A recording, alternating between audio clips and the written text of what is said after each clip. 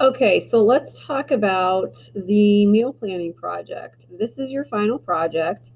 So it is summative. It accounts for 20% of your grade. So what you've done throughout the quarter up to this project has been 80% of your grade. This is 20.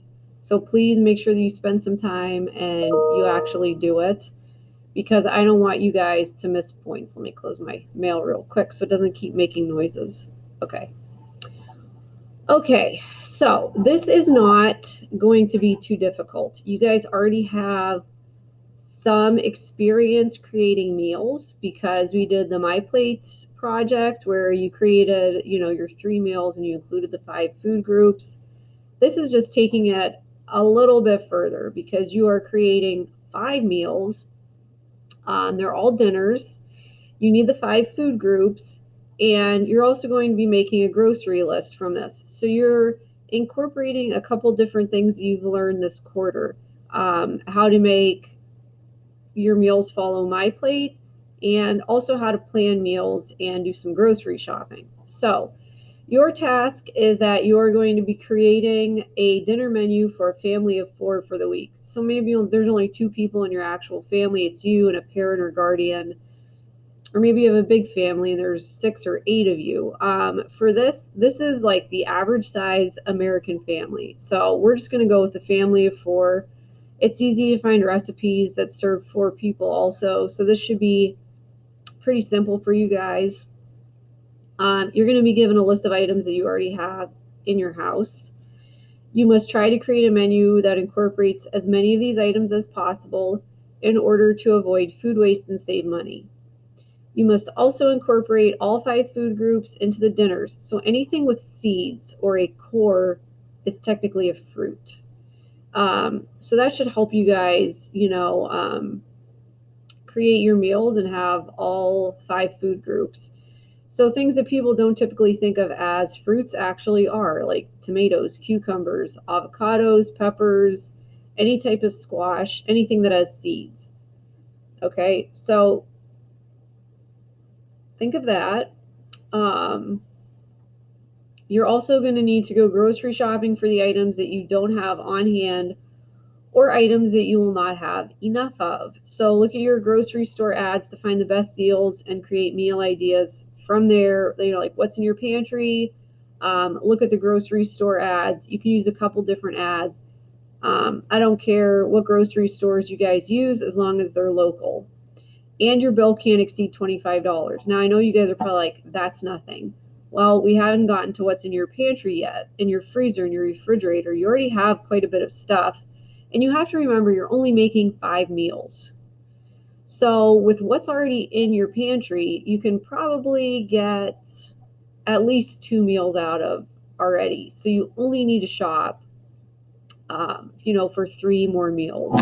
And it might make, there might be extra stuff that you have that you can use for another meal. So it might make like 2.5 meals. So try to find recipes that use similar ingredients. So like I did with the chicken chili and the chicken Alfredo, I found a recipe that used chicken, right? Both of those had chicken. They had similar flavors with the garlic. So I decided to use that because it was easy. And I like to have things that you can use for multiple items. Okay. So if you plan to have burrito bowls and another dish that uses rice, you can cook your rice on Sunday to be eaten Monday and Tuesday.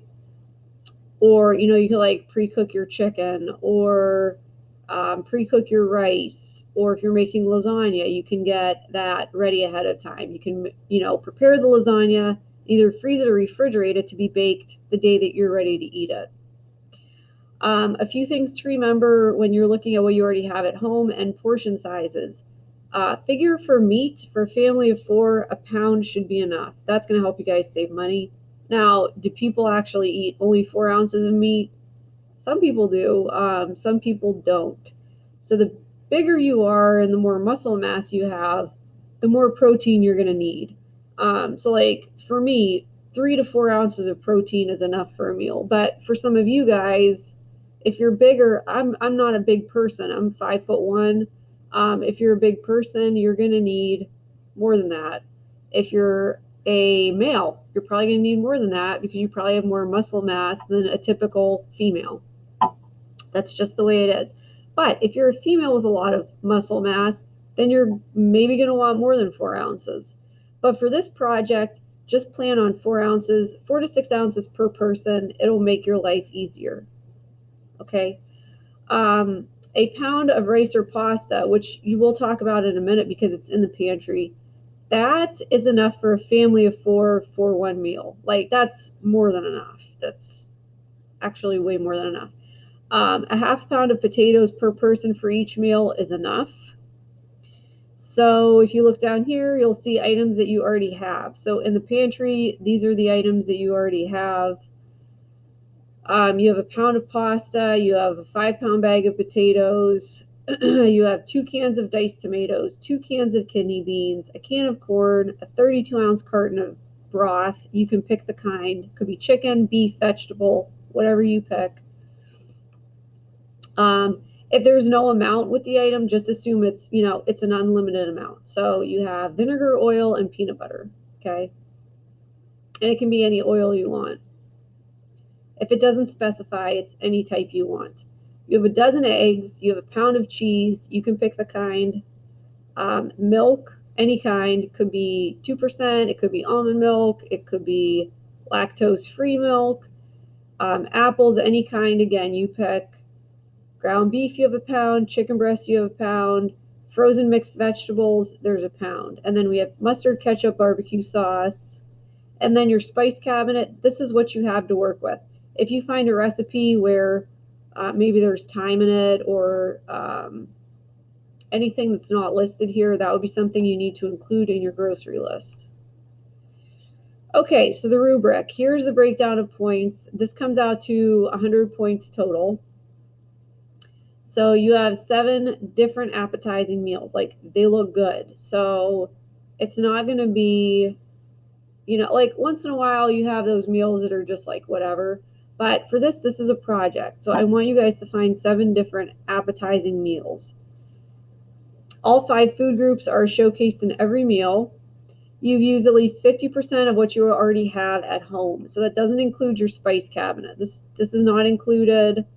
And I don't believe I included like the condiments and stuff either.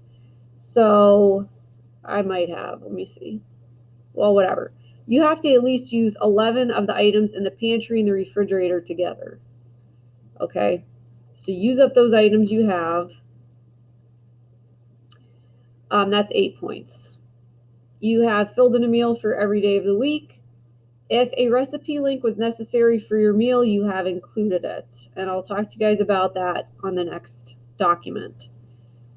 You've listed the food items which you'll be using up from home without repeating them. So if you're making like 2 things with ground beef, well, what you have at home is only a pound.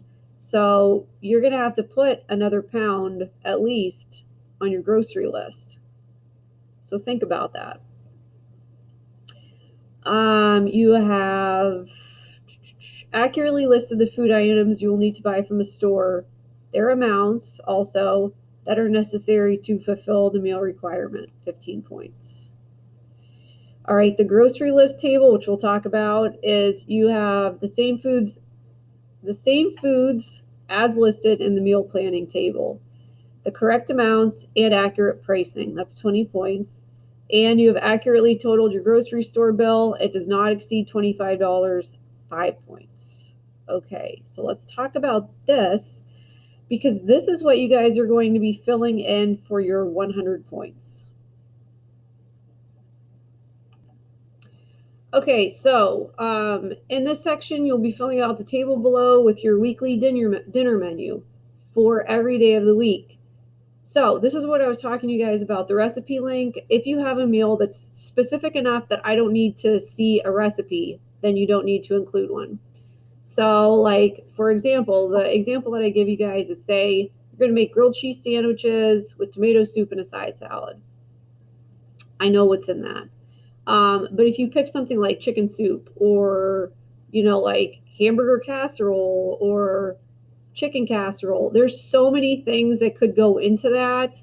so many different combinations that you need to include a recipe. So I know what you have in the meal, and I can make sure that you have it written down correctly and that you have the right items. Okay. One day of the week can be takeout or leftovers. So I'm right here right now. Okay. So if you choose to do that, then if it's takeout, you need to write what it is, where it's from, and how much it costs.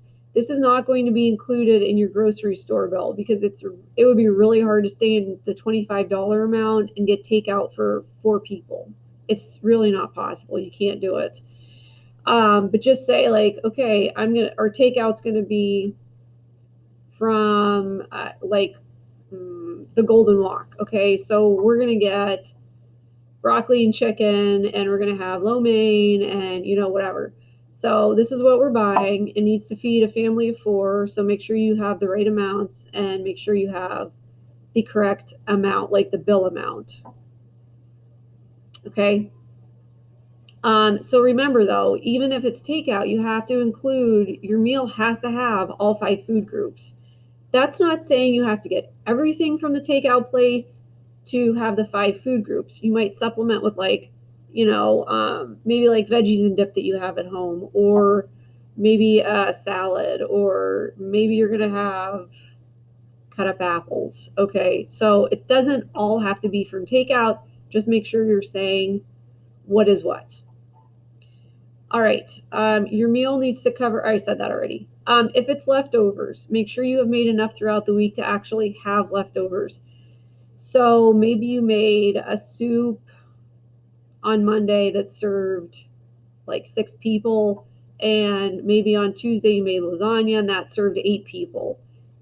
Well, then you would have enough for leftovers on Wednesday. So maybe Wednesday you're not cooking, you're having soup and lasagna leftovers. That's fine. I do it. It's awesome. You don't have to cook every day. Just make sure you're saying like Wednesday, we're going to be having leftovers from the soup and the lasagna. Okay.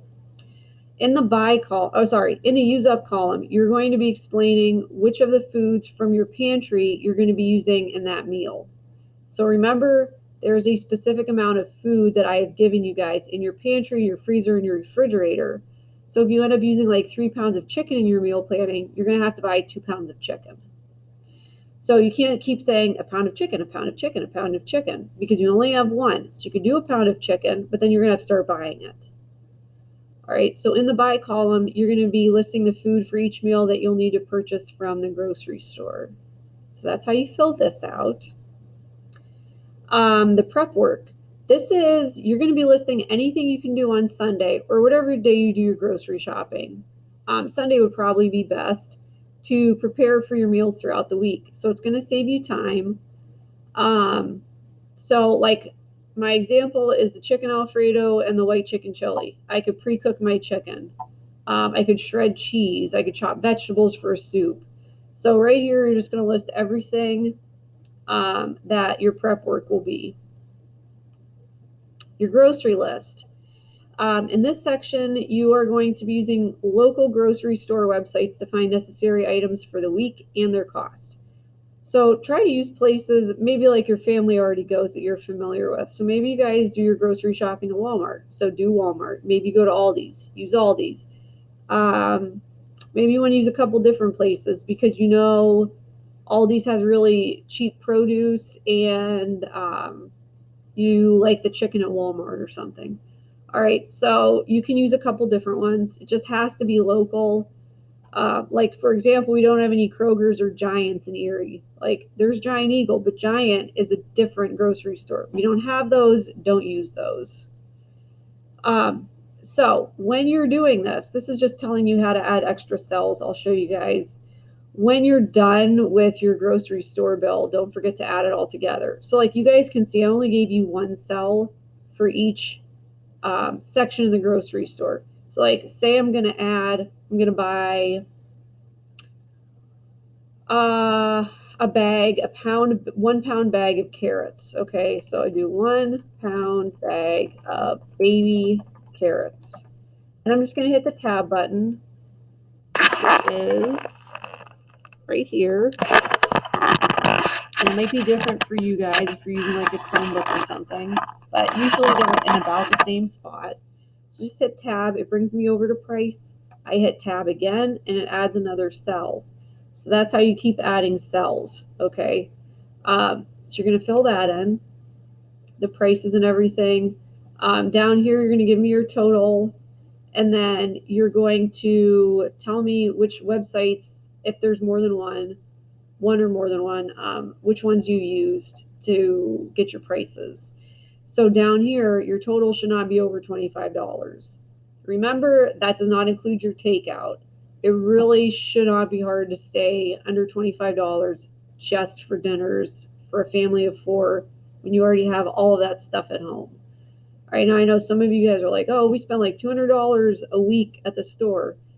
You might have a bigger family, or maybe, you guys don't really have like a tight budget for dinner, but we are going to assume with all the stuff that you have at home, staying within serving sizes, that you should not be spending more than $25 a week on your food bill for dinner.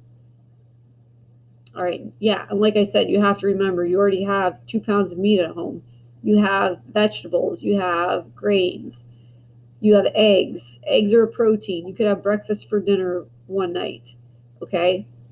So think about that. And if you guys have questions, I'm going to be holding some Zooms throughout the week to answer any questions you have about this project. So check your weekly schedule. I will remind you guys in the streaming section. I'll make some announcements like, hey, don't forget, I'm doing a question and answer Zoom today. If you have any questions, make sure you log in. Email me if you have questions. I'm available. So that's it. Good luck, and I can't wait to see what you guys come up with.